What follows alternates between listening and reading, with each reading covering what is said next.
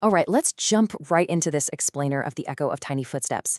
Today, we're breaking down an incredibly profound, deeply relatable emotional experience. We're looking at the anatomy of absence, specifically through the eyes of two grandparents, Martha and Walter. So, 8 months ago, their son made a choice that a lot of families make. He moved his family, including Martha and Walter's grandchildren, Emma and Liam, all the way out to California. And, the reasons were totally undeniable: a better salary, better schools, just a brighter opportunity overall. But the thing is, nobody really talks enough about what stays behind. And that brings us to this terrifying question, whispered by Martha in the dark. Do you think they'll forget us? It's a gut punch, right? But it perfectly sets up the emotional stakes of our explainer today.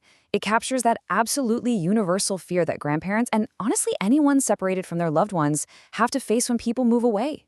Suddenly, fading routines and old photos are literally all you have left. So how do we process that kind of sudden quiet?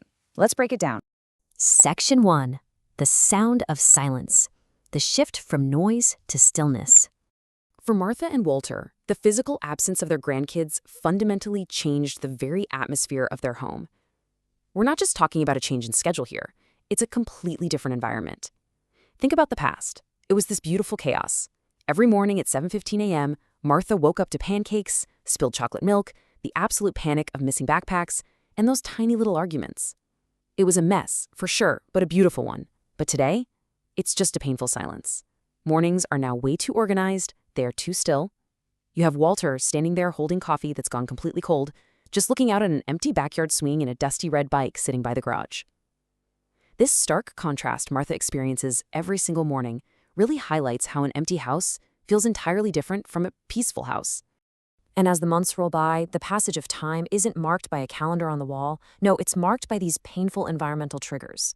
8 months ago was the big move. Then the first snow hits. And instead of just being weather, it's an emotional landmine. They instantly remember Emma waking everyone up at 6 a.m. and Liam literally trying to eat the snow. Then a rainy weekend pushes Walter to just stare at those tiny bikes in the garage, debating if he should donate them. Ultimately, time is just marching toward Christmas, carrying this looming dread of facing their very first major holiday entirely alone. Time becomes measured completely by what's missing. This perfectly brings us to a really distinct kind of feeling: painful silence. We are redefining silence here, not just as a lack of noise, but as this heavy, almost painful physical presence.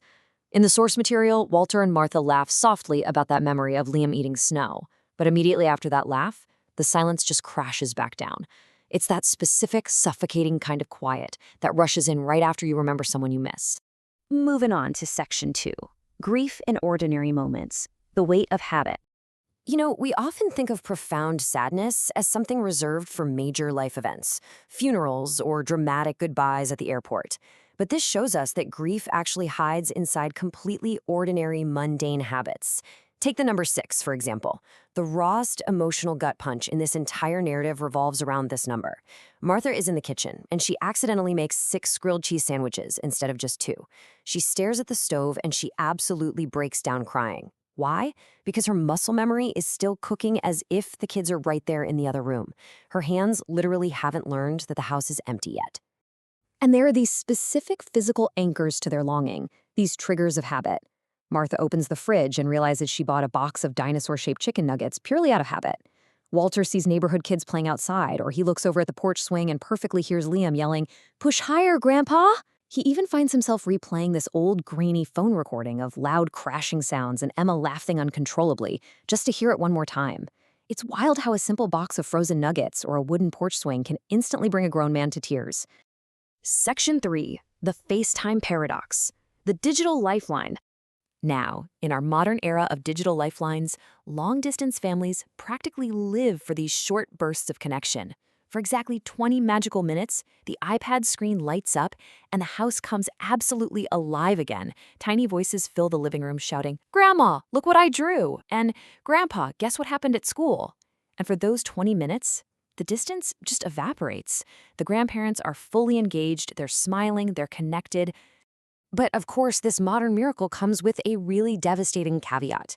When Walter asks Martha what hurts the most, she says the quiet after FaceTime calls. This admission completely highlights the paradox of our digital connections. I mean, it's wonderful, yes, it gives them this brief hit of absolute joy. But ultimately, when that call ends, it just magnifies how empty the physical house really is. It is brutal emotional whiplash. During the call, the house is vividly alive with tiny voices and excitement. But the aftermath? The screen turns black. And boom, the silence doesn't just slowly creep back, it rushes into the room like a violent storm. The sudden absence of sound is completely deafening. It's this emotional roller coaster that long-distance families are forced to ride constantly. Which brings us to section 4, the fear of forgetting. The frozen playroom. The physical spaces left behind quickly turn into these makeshift monuments to the past. When Martha walks into the upstairs playroom, it is completely frozen in time. You've got Legos covering the shelf, Disney stickers still decorating the walls. There's a neatly folded Spider-Man blanket, and even Emma's stuffed bear, the one that protected her from nightmares. It looks as if childhood literally just hit pause and forgot to come back. These aren't just toys anymore. They're perfectly preserved artifacts of a life that used to exist right there in those walls. And looking at that frozen room leads to this really tragic realization about what we're calling the final moment. It's that last bedtime story, a random school pickup, or a Tuesday backyard barbecue. A moment that nobody ever actually notices while it's happening. Kids leave in a hurry, they grow up fast. Martha notes that children don't realize which mundane moments will become the last ones. And honestly, neither do the adults. You never know when you're picking up a child for the absolute last time before they're just too big to carry. It's a profound, kind of melancholy truth about human existence. Which perfectly sets up this quiet, heartbreaking confession from Walter. I miss being needed. That right there, that distills the true loss of the empty nest. They aren't just missing the noise or the mess or even the FaceTime calls. They are grieving the fundamental purpose they held for decades. For years, their house was mission control for birthdays, soccer practices, and homework. Being needed gives us structure, right? It gives us identity. When you remove that, it leaves behind a massive void. Section 5. When Life Returns. The Christmas Surprise. 2 weeks after Walter's confession, we reach the emotional climax of our explainer. It's their very first holiday alone. Now, the expectation was bleak. No cookie mess, no wrapping paper explosions, just 2 older people sitting alone trying not to feel broken next to a glowing tree. But the reality? A late ring at the doorbell. Their son is standing there saying, "Surprise." And suddenly the grandchildren are rushing into their arms so fast and so hard that Walter refuses to let go. He squeezes until Liam is literally laughing. "Grandpa, I can't breathe." Just like that, the expected lonely Christmas is instantly, beautifully shattered. The painful silence is finally defeated by the return of this specific, beautiful mess. Cookies are burning in the oven, Christmas music is blasting, pillows are flying across the living room, and tiny shoes are covering the hallway. Think about it. The very things that might annoy someone on a normal day, like burnt food, clutter, and noise, are the exact things that signify joy, family, and true presence to Martha and Walter. The anatomy of absence is completely cured by the chaos of presence. Later that night, once the kids are finally asleep, Martha whispers that the house feels alive again. But Walter corrects her, and he hits the nail right on the head. We feel alive again. The house wasn't the thing that was dead. It was their sense of purpose, their joy, their daily vitality. The return of their family literally brought them back to life.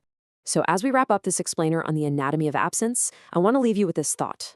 Love travels across states, distance, and time itself to find its way back home. Who are you missing right now? Take a second and consider how Martha and Walter's story reflects your own life, your own daily routines, and your own physical spaces.